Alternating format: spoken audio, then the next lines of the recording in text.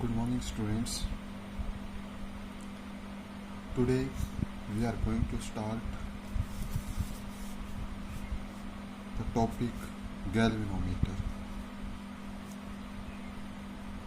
हमारे टॉपिक का नाम रहेगा गैल्वेनोमीटर. गैल्वेनोमीटर क्या होता है? तो स्टूडेंट्स, गैल्वेनोमीटर होता है, ये एक डिवाइस होती है, किस काम आती है? Which is used to detect current in a circuit.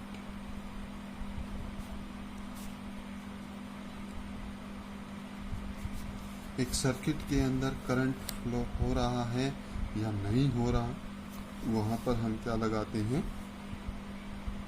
Galvanometer लगाएंगे. सर्किट के अंदर करंट फ्लो हो रहा है या नहीं हो रहा, to detect that current we use galvanometer. ठीक है, ओके. जैसे यहाँ पर ये कोई बैटरी कनेक्ट कर दी हमने, यहाँ पर की कनेक्ट कर दी, यहाँ पर गैल्वेनोमीटर कनेक्ट कर दिया, बल्ब कनेक्ट कर दिया, और ये ठीक है. तो अब जैसे ही की को क्लोज करेंगे, बल्ब ग्लो होगा और हम देखते हैं कि गैल्वेनोमीटर के अंदर भी कुछ डिफ्लेक्शन हुई. गैल्वेनोमीटर के अंदर डिफ्लेक्शन हुई, इसका मीनिंग क्या है कि यहाँ पर करंट फ्लो हो रहा है. ठीक है. तो बेसिकली जो हमारा गैल्वेनोमीटर है वो किस काम आता है? ये एक ऐसी डिवाइस है जो हमें ये बताती है कि क्या सर्किट के अंदर से करंट फ्लो हो रहा है या नहीं हो रहा. ठीक है, ओके. फिर इसके बाद है नेक्स्ट हमारा प्रिंसिपल. प्रिंसिपल मीन्स जो हमारा गैल्वेनोमीटर है वो गैल्वेनोमीटर किस प्रिंसिपल पे काम करता है, उसकी वर्किंग कैसे होती है. तो प्रिंसिपल वही है जो हमारा लास्ट टॉपिक था. लास्ट टॉपिक क्या था हमारा? वही लास्ट टॉपिक हमारा था कि जब भी हम when A rectangular current carrying coil, rectangular current carrying coil placed in external magnetic field. जब भी एक करंट कैरिंग कोयल को हम एक्सटर्नल फील्ड के अंदर, और एक्सटर्नल फील्ड कौन सा? एक्सटर्नल मैग्नेटिक फील्ड के अंदर प्लेस करेंगे तो it experiences A torque.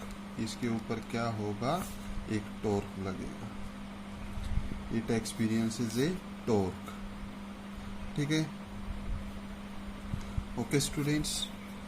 Principal, हमारे जो गैल्वेनोमीटर होते हैं वो गैल्वेनोमीटर 2 टाइप्स के होते हैं. एक होता है वेस्टर्न टाइप गैल्वेनोमीटर और एक होता है d'Arsonval galvanometer. D'Arsonval galvanometer. ठीक है. डी एर्सनोवल गैल्वेनोमीटर जो है वो बहुत हाई सेंसिटिविटी का होता है,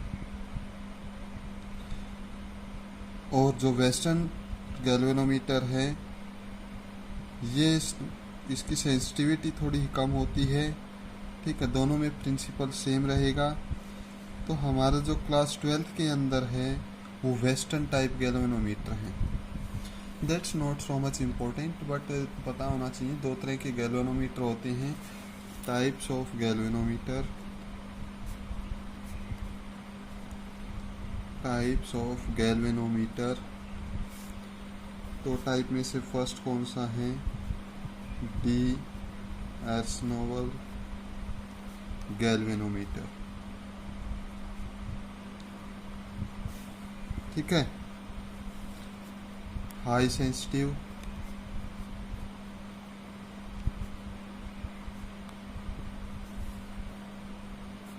और इसके साथ साथ सेकंड है हमारा western type galvanometer. Western type galvanometer low sensitive होता है, ठीक है। फिर भाई तो हमारी क्लास 12th में कौन सा हमें पढ़ना है अब? Western type galvanometer. Western type galvanometer हमें पढ़ना है अब, ठीक है। ओके स्टूडेंट्स, अब हम एक नया कंसेप्ट पढ़ने जा रहे हैं और एग्जाम में ये अलग से पूछा जाता है, radial magnetic field. Radial magnetic field क्या होता है?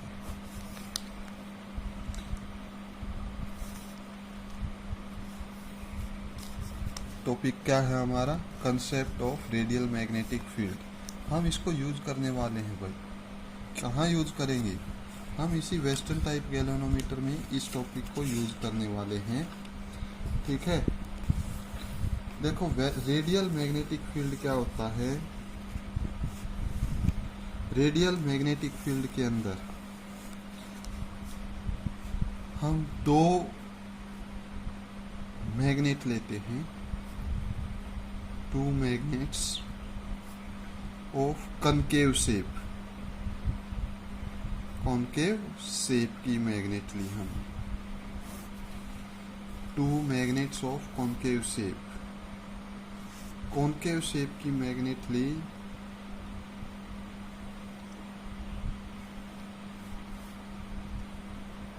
ये इधर नॉर्थ पोल,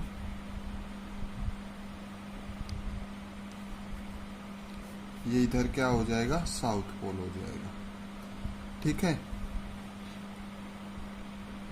इनके बीच में हमारी कॉइल रखी हुई है, ये कॉइल रखी हुई है, ये ठीक है। ये यहाँ पर सिलेंडर है। जब हम इसकी कंस्ट्रक्शन करेंगे उस टाइम पे आपको समझ में आएगा कि सिलेंडर रखा हुआ है और ये हमारी जो है रेक्टेंगुलर कॉइल है, ठीक है। ये एक तरह से ये है। अगर हम इसका साइड व्यू देखें तो यहाँ पर ये सिलेंडर है, ठीक है। ये सिलेंडर है और इस सिलेंडर के ऊपर हमने ये वायर ऐसे बाउंड कर रखी है। ये वायर इसके ऊपर और यहाँ से फिर इधर आ रही है, ठीक है। या आप इसको ऐसे भी लिख सकते हो, ऐसे समझ सकते हो, ये रेक्टेंगल सिलेंडर था, इसके ऊपर ये वायर ऐसे हमें वाउंड कर रखी है, ये ऐसे वाउंड कर रखी है। और जब हम इसको ऊपर से टॉप व्यू देखेंगे, ऊपर से देखते हैं तो हमें ये एरिया ऑफ क्रॉस सेक्शन दिखाई दे रहा है और ये वायर दिखाई दे रही है, ये वाली वायर ये दिखाई दे रही है, ठीक है। ओके, तो रेडियल मैग्नेटिक फील्ड की डायरेक्शन क्या होती है, बड़े ध्यान से समझना। रेडियल मैग्नेटिक फील्ड में हम क्या यूज करते हैं? कनकेव शेप की मैग्नेट यूज करेंगे। इसके साथ साथ देखो यहाँ पर जो मैग्नेटिक फील्ड लाइन होती हैं वो मैग्नेटिक फील्ड लाइन ये होती हैं, यहाँ से स्टार्ट होती हैं, फिर ये यहाँ से मैग्नेटिक फील्ड लाइन नॉर्थ से आउटवर्ड, साउथ में क्या हो जाएंगी? इनवर्ड।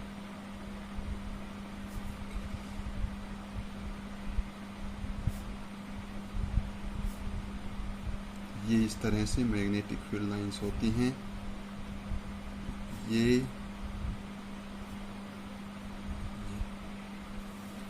ठीक है। और इस सिलेंडर के अंदर से मैग्नेटिक फील्ड लाइन ऐसे जाएंगी,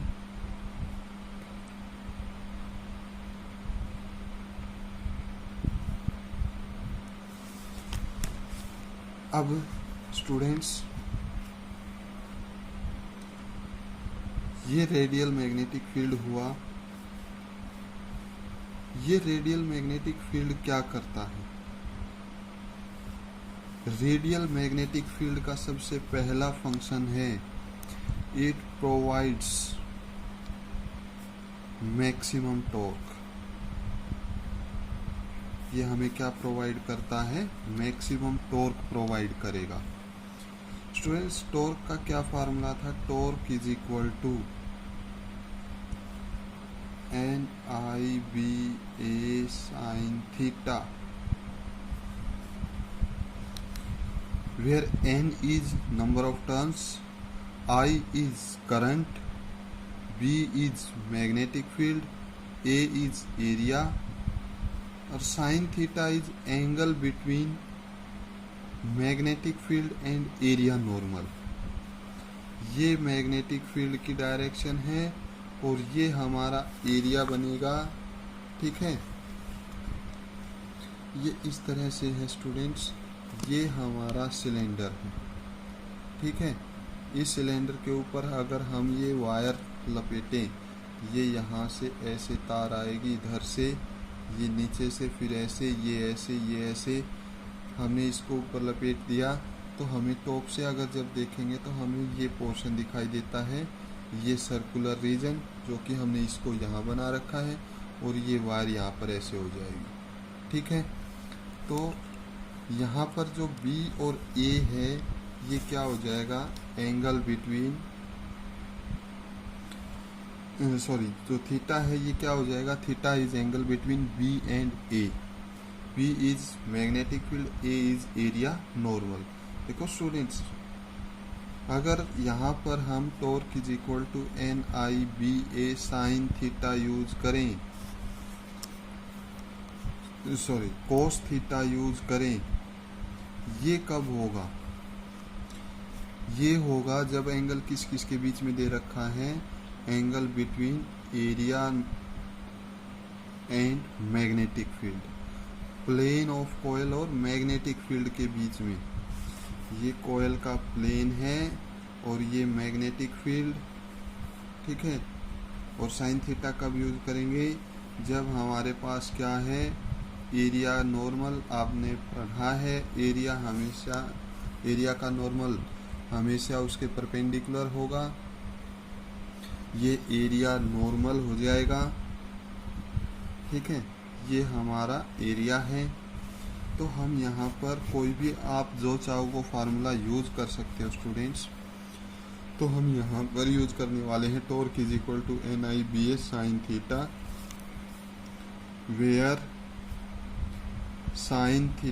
where theta is the angle between. Theta क्या है? एंगल है किस किस के बीच में? Angle between area normal and magnetic field. Area normal और मैग्नेटिक फील्ड के बीच में एंगल रहेगा ये। ठीक है, अब देखो मैक्सिमम टॉर्क कैसे होती है। मैक्सिमम टॉर्क होती है भाई, फर्स्ट कंडीशन देखो, बड़े ध्यान से समझना भाई।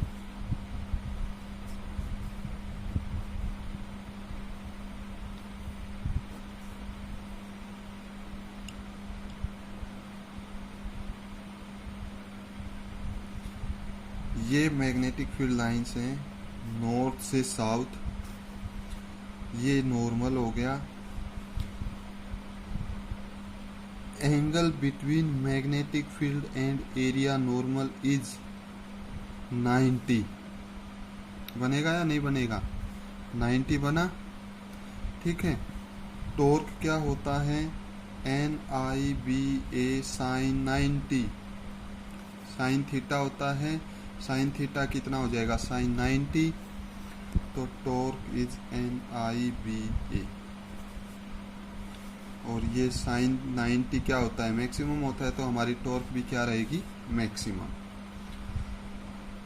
अब क्या है हमारा कंसेप्ट ये है कि रेक्टेंगुलर करंट कैरिंग कोयल को अगर हम एक्सटर्नल मैग्नेटिक फील्ड में पुट करेंगे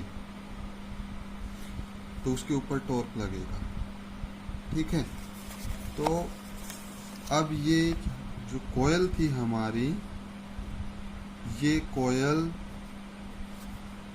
थोड़ा सा घूम के इसके ऊपर टॉर्क लगेगा और ये कोयल ऐसे आ गई। ठीक है, तो अब यहां पर जो मैग्नेटिक फील्ड था, ये वाला मैग्नेटिक फील्ड एरिया नॉर्मल के साथ फिर से कितना एंगल बना रहा है, 90 डिग्री का एंगल बना रहा है। अब फिर से इसके ऊपर 90 डिग्री का एंगल है, तो ये टॉर्क कितना हो जाएगा, NIBA साइन 90। ठीक है, साइन 90 मीन्स फिर से टॉर्क क्या हो जाएगी, NIBA फिर से क्या हो जाएगी, मैक्सिमम हो जाएगी। तो हर टाइम जो हमारा रेडियल मैग्नेटिक फील्ड है वो क्या प्रोवाइड करेगा, that provides radial magnetic field. तो स्टूडेंट्स, रेडियल मैग्नेटिक फील्ड किस काम आता है, टू प्रोवाइड मैक्सिमम टॉर्क। हर टाइम पर मैक्सिमम टॉर्क ये हमें प्रोवाइड करवाएगा। ठीक है, और टॉर्क मैक्सिमम होगी, इसीलिए इस फील्ड का क्या नाम दिया गया है, रेडियल मैग्नेटिक फील्ड। ठीक है स्टूडेंट्स, अब हमारा नेक्स्ट टॉपिक जो रहेगा that is construction of galvanometer. जो नेक्स्ट टॉपिक है हमारा वो है कंस्ट्रक्शन।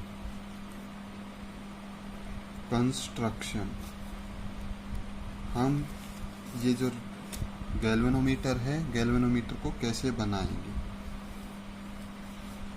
ठीक है, तो फर्स्ट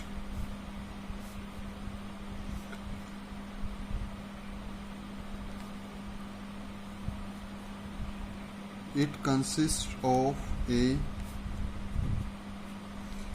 rectangular coil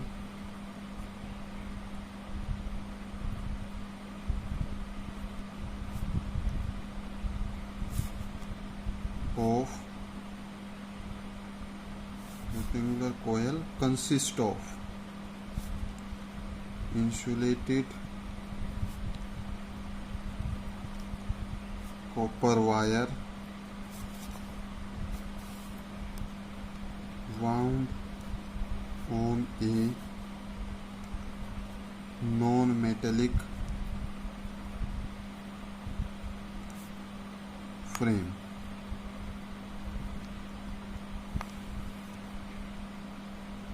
ठीक है, सबसे पहले एक रेक्टेंगुलर कोयल होगी इंसुलेटेड,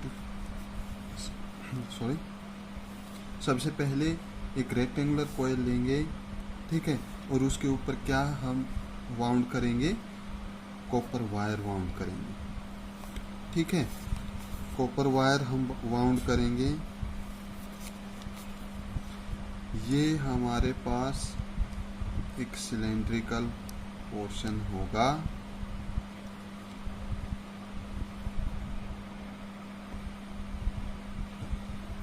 ये हमारा सिलेंडर रहेगा स्टूडेंट्स।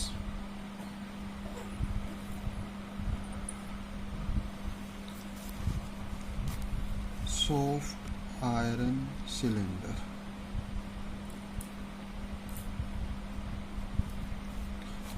ये है हमारा soft iron cylinder.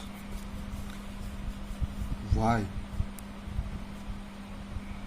Soft iron cylinder क्यों यूज किया गया? ठीक है, बिकॉज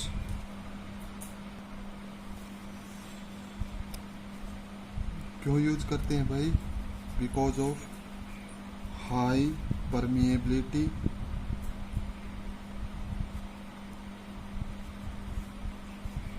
ठीक है,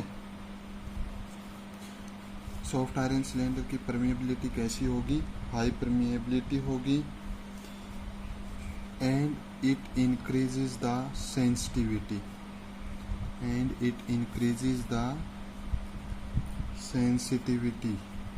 of गैल्वेनोमीटर। एक एक फंक्शन आपको याद होना चाहिए कि ये हमने लिया तो क्यों लिया, क्योंकि इसके अंदर क्या है, परमेबिलिटी हाई है, ठीक है। और ये हाई परमेबिलिटी होने के कारण क्या होगा, due to this high permeability the sensitivity of galvanometer also increases, इस गैल्वेनोमीटर की सेंसिटिविटी इंक्रीज हो। फिर ये सिलेंडर लिया, इस सिलेंडर के ऊपर हमने क्या किया, इस सिलेंडर के ऊपर हमने ये रेक्टेंगुलर कॉइल ली, क्या लिया हमने, ये रेक्टेंगुलर कॉइल ली, ठीक है। और इस रेक्टेंगुलर कॉइल के ऊपर क्या वाउंड कर दिया, कॉपर वायर आपको बताए थे, ये कॉपर वायर वाउंड कर दिए भाई, ये कॉपर वायर वाउंड कर दिए, ठीक है।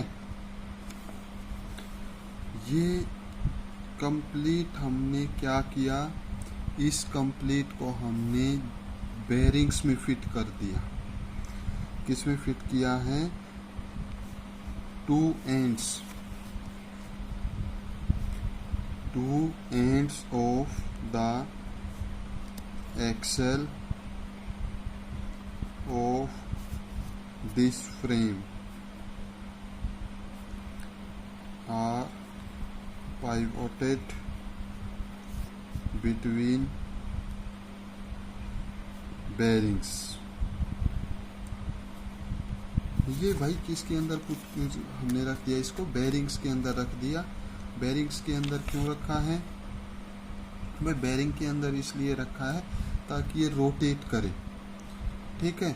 जब ये रोटेट करेगा तो आपको भी पता है बेरिंग इसके ऊपर जो फ्रिक्शन है उसको रिड्यूस कर देंगे, ठीक है। The inner end of spring, जो इनर एंड है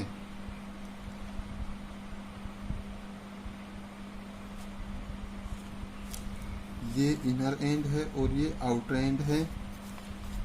यहाँ पर हम यूज करेंगे एक स्प्रिंग यूज कर लेते हैं, यहाँ पर एक स्प्रिंग यूज करते हैं, ये स्प्रिंग यूज किया हमने, ठीक है। ये जो स्प्रिंग है ये किस मटेरियल का होता है, फॉस्फर ब्रोंज का ये हमने यहाँ पर एक स्प्रिंग यूज किया है, phosphorus bronze spring. Phosphorus bronze spring क्यों यूज किया गया, वाई, ठीक है। ये कंसेप्चुअल क्वेश्चन है, कई बार एग्जाम में आ जाते हैं। तो फॉस्फोरस ब्रोंज स्प्रिंग क्यों यूज किया गया, because of first high tensile strength होगी। सेकंड, दूसरा क्यों यूज करते हैं, रस्ट रेसिस्टिंग, एक तो इसमें जंग नहीं लगेगा और दूसरा इसकी टेंसाइल स्ट्रेंथ कैसी है, ज़्यादा है। टेंसाइल स्ट्रेंथ ज़्यादा होने से क्या होगा, ये जल्दी से टूटता नहीं है। टेंसाइल स्ट्रेंथ ज़्यादा होने से ये जल्दी से टूटेगा नहीं, रस्टिंग फ्री होता है। थर्ड क्या होता है, थर्ड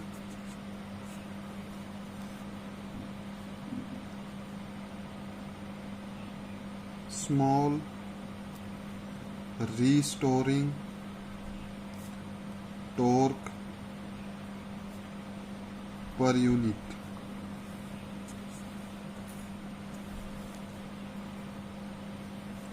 ट्विस्ट,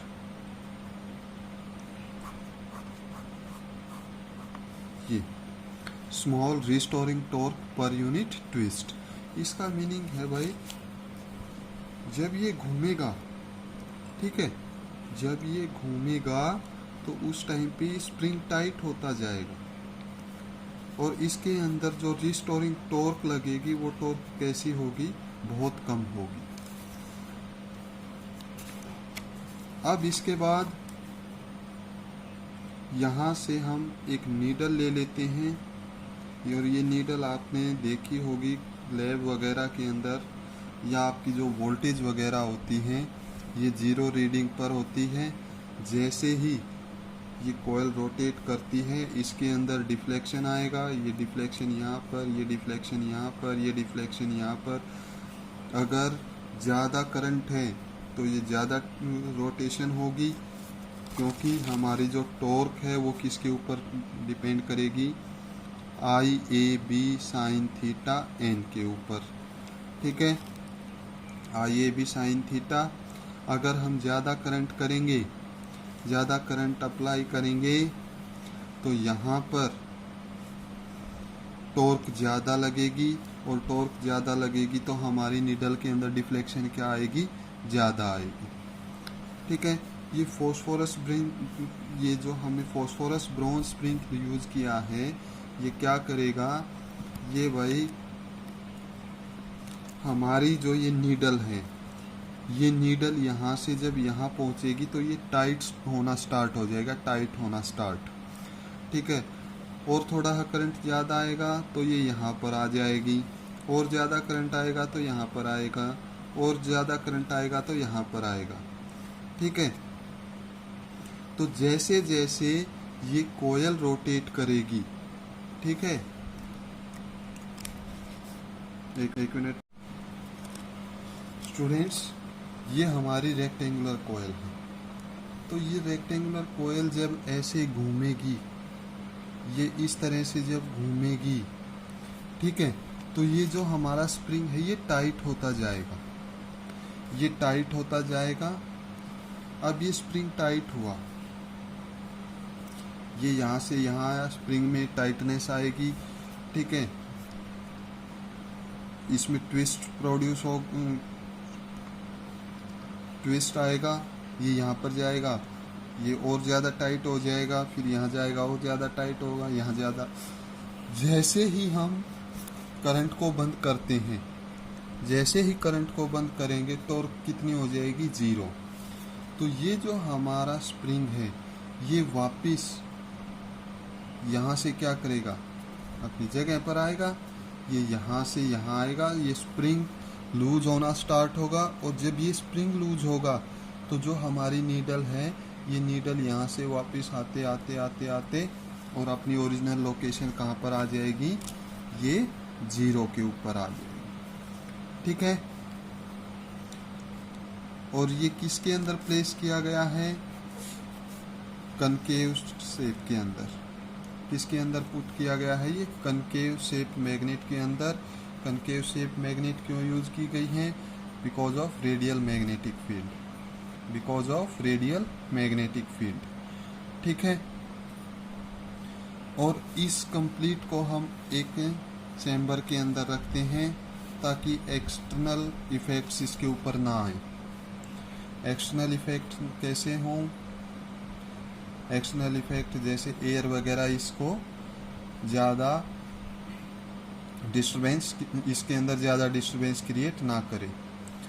ठीक है स्टूडेंट्स, एक क्वेश्चन और भी आता है इसके अंदर कि अर्थ का मैग्नेटिक फील्ड गैल्वेनोमीटर को इफेक्ट करता है।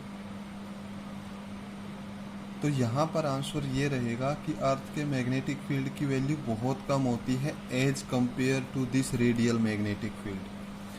अर्थ के मैग्नेटिक फील्ड की वैल्यू बहुत कम होगी as compare to this radial magnetic field. इस रेडियल मैग्नेटिक फील्ड के कंपैरिजन में अर्थ के मैग्नेटिक फील्ड की वैल्यू बहुत कम होती है, तो वो इतना ज़्यादा डिस्टर्ब नहीं करता। ठीक है स्टूडेंट्स, आया समझ में? तो this is the construction of galvanometer. ये हमारे गैल्वेनोमीटर की कंस्ट्रक्शन थी। नेक्स्ट पार्ट में हम पढ़ेंगे थ्योरी और कुछ सेंसिटिविटी के बारे में कुछ important points. Thank you students.